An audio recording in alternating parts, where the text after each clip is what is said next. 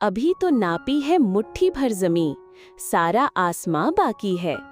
अभी तो ली है एक उड़ान, पूरा इम्तिहान बाकी है। ये जवानी है, कुछ कर दिखाने का नाम है। बैठने से नहीं, मंजिलें पाने का काम है। मैं आप सभी से कुछ पहेली पूछती हूँ, उसका जवाब कमेंट में बताएं।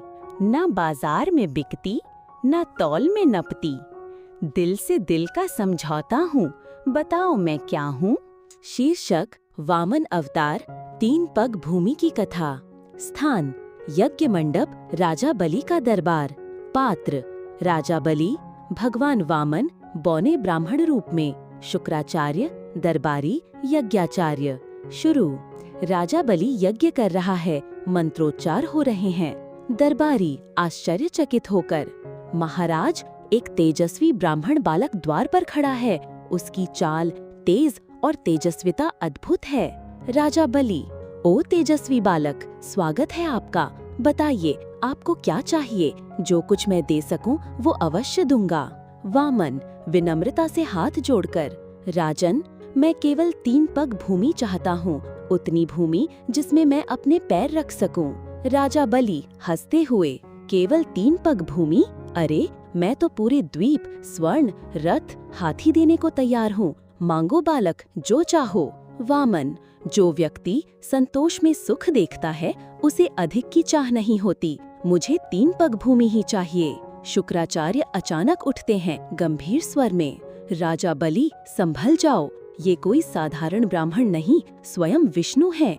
छल से तुम्हारे साम्राज्य को छीनने आए हैं। राजा बलि धैर्यपूर्वक, गुरुदेव, यदि भगवान स्वयं भिक्षा मांगने आए हैं तो मैं उन्हें मना कैसे कर सकता हूँ। दान करना मेरा धर्म है और जो दिया वो यश अमर रहेगा। राजा बलि जल लेकर संकल्प करता है, हे ब्राह्मण देव, मैं तुम्हें 3 पग भूमि दान करता हूँ। तभी वामन का शरीर बढ़ने लगता है, वे विराट रूप धारण करते हैं। वामन गर्जना करते हुए, राजन, अब देखो मेरा स्वरूप। पहले पग में पृथ्वी, दूसरे में आकाश और स्वर्ग नाप लेते हैं। वामन, अब बताओ बलि, तीसरा पग कहाँ रखूं? राजा बलि श्रद्धा से सिर झुकाते हुए, प्रभु, तीसरा पग मेरे सिर पर रखिए, यही मेरा सबसे बड़ा सौभाग्य होगा। वामन उसका सिर दबा देते हैं, बलि पाताल लोक भेजे जाते हैं। वामन कोमल स्वर में, हे बलि, तुम्हारी भक्ति और दानशीलता अतुलनीय है। मैं तुम्हें पाताल लोक का सम्राट बनाता हूँ। हर युग में तुम्हारी कीर्ति अमर रहेगी। सभी देवता और ऋषि प्रकट होते हैं, आकाशवाणी होती है, जय हो वामन, जय हो बलिदान की सच्ची परिभाषा।